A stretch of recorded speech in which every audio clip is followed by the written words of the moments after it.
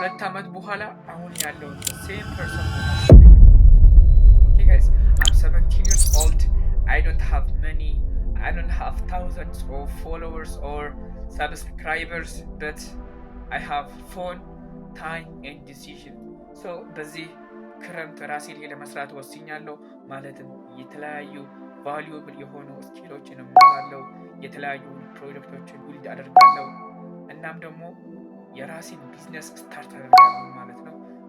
ስለዚህ በዚህ አፕ ኤንድ ዳውን የማሳልፈውን ጆርኒ እዚህ ቻናል ላይ ዶክመንት የማደርገው ይሆናል ማለት ነው። ይሄም እናንተን ሞቲቬት ያደርጋቸዋል እኔን ደግሞ ኢንስፓየር ያደርገኛል ማለት ነው።